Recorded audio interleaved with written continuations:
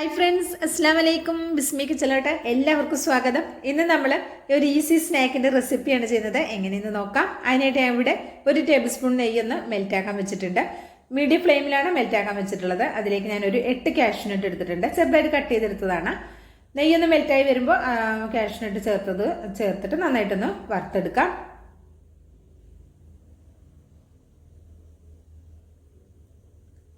ഇനി ഇത് റെഡിയായി വന്നിട്ടുണ്ട്. അപ്പോൾ ഫ്ലെയിമൊക്കെ ഓഫ് ആക്കിയിട്ട് വേറൊരു പാത്രത്തിലേക്ക് കോരി മാറ്റാം. ഇനി നമ്മൾ ഈ നെയ്യ് കളയൊന്നും വേണ്ട കേട്ടോ. നെയ്യ് നമുക്ക് ആവശ്യമുണ്ട്. ഇത് നമുക്കിവിടെ മാറ്റി വയ്ക്കാം. വളരെ സിമ്പിളായിട്ട് നല്ല ടേസ്റ്റി ആയിട്ട് ഒരു സ്നാക്കിൻ്റെ റെസിപ്പിയാണ് കേട്ടോ. ഇപ്പം ഞാൻ ഒരു മിക്സിയുടെ ചെറിയ ജാർ എടുത്തിട്ടുണ്ട്. അതിലേക്ക് ഞാൻ 250 ml കപ്പിൽ 1 കപ്പ് റവയാണ് എടുത്തിട്ടുള്ളത്. റവ നമ്മൾ വറുത്തതോ വറുക്കാത്തതോ ആയ റവ എടുക്കാം. മിക്സിയുടെ ജാറിൽ വെള്ളമൊന്നും ഇല്ലാതെ തുടച്ച് റെഡിയാക്കി എടുക്കാം കേട്ടോ. ഇനി ഇതിലേക്ക് ചേർത്ത് കൊടുക്കുന്നത് 5 ടേബിൾ സ്പൂൺ പഞ്ചസാരയാണ്. മധുരം നിങ്ങളുടെ ടേസ്റ്റിനനുസരിച്ച് ചേർക്കാം. അരക്കപ്പ് വരെ ചേർക്കാം. ഞാൻ അരക്കപ്പ് ഫുൾ എടുത്തിട്ടില്ല, 1 ടേബിൾ സ്പൂൺ കുറവാണ്.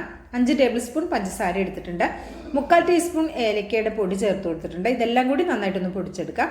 പൊടിച്ചെടുക്കുന്ന സമയത്ത് നല്ല മൂർച്ചയുള്ള ബ്ലേഡൊക്കെ ഉള്ള എന്താ പറയുക മിക്സി ആണെങ്കിൽ കുറേയൊക്കെ പൊടിഞ്ഞു കിട്ടും.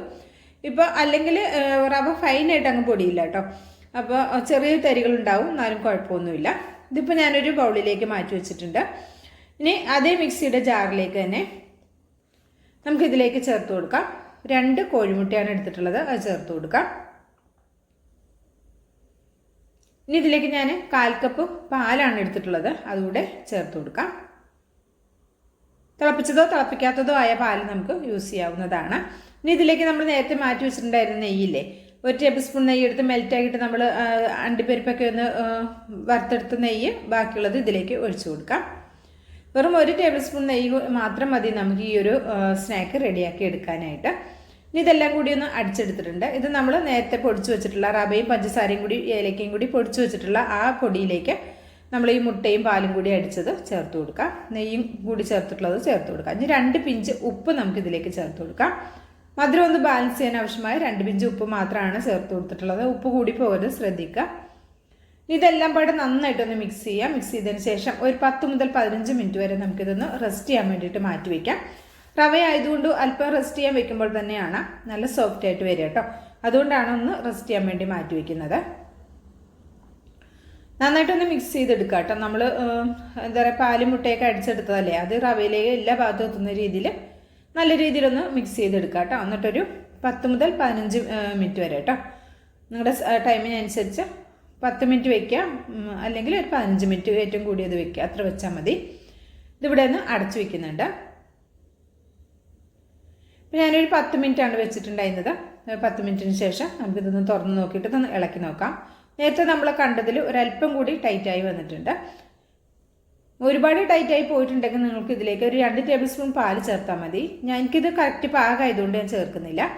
ഇനി ഞാൻ ഇതിലേക്ക് ബേക്കിംഗ് പൗഡറാണ് എടുക്കുന്നത്. 1/2 ടീസ്പൂൺ ബേക്കിംഗ് പൗഡർ ചേർത്ത് കൊടുക്കാം. നിങ്ങളുടെ അടുത്ത് ബേക്കിംഗ് പൗഡർ ഇല്ലെങ്കിൽ ബേക്കിംഗ് സോഡ ചേർത്ത് കൊടുക്കാം. അപ്പോൾ 1/2 ടീസ്പൂൺ ചേർത്ത് കൊടുക്കരുത്. ഒരു 2 പിഞ്ച് ബേക്കിംഗ് സോഡ, അതായത് അപ്പസോഡ, സോഡാപ്പൊടി എന്ന് പറയുന്നത്. ബേക്കിംഗ് പൗഡർ ഇല്ലെങ്കിൽ മാത്രം ബേക്കിംഗ് സോഡ 2 പിഞ്ച് മാത്രം ചേർത്താൽ മതി കേട്ടോ. എന്നിട്ട് എല്ലാം പാടെ നന്നായിട്ടൊന്ന് മിക്സ് ചെയ്തെടുക്കണേ. ഇനി ഇത് നമ്മൾ തയ്യാറാക്കി എടുക്കുന്നത് ഇതേപോലെ പേപ്പർ ഗ്ലാസ്സിലാണ് കേട്ടോ. അപ്പോൾ നിങ്ങൾക്ക് ഇഡ്ഡലി തട്ടിൽ വെച്ചിട്ട് പുഴുങ്ങിയെടുക്കാം. ചെറിയ ചെറിയ ബൗളൊക്കെ ഉണ്ടെങ്കിൽ അതിൽ വെച്ചിട്ട് നമുക്ക് ഇത് വേവിച്ച് പുഴുങ്ങിയെടുക്കാം. അപ്പം ഞാനിത് ഈ ഗ്ലാസ്സിലേക്ക് ഒരല്പം നെയ്യൊന്ന് സ്പ്രെഡാക്കി കൊടുത്തിട്ടുണ്ട്. എന്നിട്ട് ഇതിലേക്ക് ഒരു അര ഭാഗം മാത്രം നമുക്കിതൊന്ന് ഫില്ല് ചെയ്താൽ മതി. നിറച്ച് ഫില്ല് ചെയ്യരുത്. പിന്നെ ഇത് നമ്മൾ ആവിയിൽ വേവിച്ചെടുക്കുന്ന സമയത്ത് പൊങ്ങി പുറത്തേക്ക് പോകും കേട്ടോ. അപ്പോൾ അതുകൊണ്ട് ഒരു അര ഭാഗം മാത്രം ഫില്ല് ചെയ്താൽ മതി. 1 കപ്പ് റവ എടുത്തപ്പോൾ എനിക്ക് ഈ ഒരു ഗ്ലാസ്സിന് 5 ഗ്ലാസ് ആണ് ഉണ്ടായിരുന്നത് കേട്ടോ. അപ്പം നിങ്ങൾക്ക് കൂടുതൽ അളവിൽ വേണമെങ്കിൽ റവയും മറ്റ് ചേരുവകളെല്ലാം കൂട്ടിയെടുക്കണം കേട്ടോ. 2 കപ്പ് റവയൊക്കെ എടുക്കുമ്പോൾ 4 മുട്ട തന്നെ എടുക്കണം കേട്ടോ. നമ്മൾ ഫ്രൈ ചെയ്ത് വെച്ചിട്ടുള്ള അണ്ടിപ്പരിപ്പ് ഇതിൻ്റെ മുകളിലേക്ക് ഇട്ട് കൊടുക്കുക. ഈ സമയം കൊണ്ട് നമ്മൾ ഒരു ആവി പാത്രത്തിൽ നമ്മൾ കുറച്ച് വെള്ളം തിളപ്പിക്കാൻ വേണ്ടി വെച്ചിട്ടുണ്ടായിരുന്നു. വെള്ളം തിളച്ച ആവി വന്നതിന് ശേഷം മാത്രമേ നമ്മൾ ഈ ഒരു നമ്മൾ കേക്ക് എന്താ പറയുക നമ്മുടെ ഈ ഒരു നമ്മൾ റെഡിയാക്കി വെച്ചിട്ടുള്ള ഈ പാത്രം ഇതിൻ്റെ മുകളിലേക്ക് വെച്ച് കൊടുക്കാവുള്ളൂ കേട്ടോ. നിങ്ങളിപ്പോൾ പാത്രത്തിലാണ് തയ്യാറാക്കുന്നതെങ്കിലും അല്ലെങ്കിൽ ഇതുപോലെ പേപ്പർ ഗ്ലാസ്സിലാണ് തയ്യാറാക്കുന്നതെങ്കിൽ ഏത് പാത്രത്തിലാണ് നിങ്ങൾ റെഡിയാക്കുന്നത് അത് ഇതിൻ്റെ മുകളിലേക്ക് ആവി വന്നതിന് ശേഷം മാത്രമേ വെച്ച് കൊടുക്കാവുള്ളൂ കേട്ടോ. ആദ്യം ഒരു ഹൈ ഫ്ലെയിമിൽ ഒരു 5 മിനിറ്റും പിന്നെ അതുപോലെ തന്നെ ഒരു മീഡിയം ഫ്ലെയിമിൽ ഒരു 7 മിനിറ്റുമാണ് എനിക്ക് എടുത്തിട്ടുള്ളത്. മൊത്തം ഒരു 12 മിനിറ്റ് കൊണ്ട് തന്നെ ഇത് റെഡിയായി കിട്ടും കേട്ടോ. ഓവറായിട്ട് ഇത് കുക്ക് ചെയ്യേണ്ട ആവശ്യമില്ല. ഒരു 12 മുതൽ 15 മിനിറ്റ് വരെ മാക്സിമം മതി. അത്രയും കൊണ്ട് പെട്ടെന്ന് റെഡി ആയിക്കോളും. എനിക്കിതൊരു 12 മിനിറ്റ് കൊണ്ട് തന്നെ റെഡിയായി വന്നിട്ടുണ്ട്. എന്നാൽ ചെറിയ ഗ്ലാസും ചെറിയ ക്വാണ്ടിറ്റിയും എടുത്തുകൊണ്ട് പെട്ടെന്ന് റെഡി ആയിട്ടുണ്ട് കേട്ടോ. അപ്പോൾ ഇതാ നമുക്കിതൊന്ന് കുത്തി നോക്കാം. കണ്ടോ, നമുക്കിത് കുത്തി നോക്കുമ്പോൾ തന്നെ അറിയാം അതിലൊന്നും ഒട്ടിപ്പിടിച്ചിട്ടില്ല. അതുപോലെ തന്നെ പെട്ടെന്ന് തന്നെ ഗ്ലാസ്സിൽ നിന്ന് ഇളകി വരുന്നുമുണ്ട്. ഇപ്പോൾ ഞാൻ ഫ്ലെയിമൊക്കെ ഓഫ് ആക്കിയിട്ടുണ്ട്. കുറച്ചൊന്ന് ചൂടാറിയതിന് ശേഷം ഞാനിതൊന്ന് ഗ്ലാസ്സിൽ നിന്ന് വേറൊടിച്ചെടുക്കാം. അങ്ങനെ വളരെ സിമ്പിളായിട്ടും നല്ല ടേസ്റ്റി ആയിട്ടുള്ള ഒരു അടിപൊളി ഐറ്റമാണ്. റവയും മുട്ടയും പാലും എല്ലാം നമ്മുടെ വീട്ടിലുണ്ടാകുന്ന സാധാരണ ചേരുവകളാണ്. ഓയിലൊന്നും ഇല്ലാതെ ഓയിൽ ഫ്രീ ആയിട്ട് നമുക്ക് നല്ല ഹെൽത്തി ആയിട്ട് കഴിക്കാൻ പറ്റും. ഇത് ബ്രേക്ക്ഫാസ്റ്റ് ആയിട്ട് കഴിക്കാം, അല്ലെങ്കിൽ 4 മണിക്ക് കുട്ടികൾ സ്കൂളിൽ വരുന്ന സമയത്ത് അവർക്ക് ചായക്ക് പലഹാരമായിട്ടും കൊടുക്കാവുന്നതാണ്.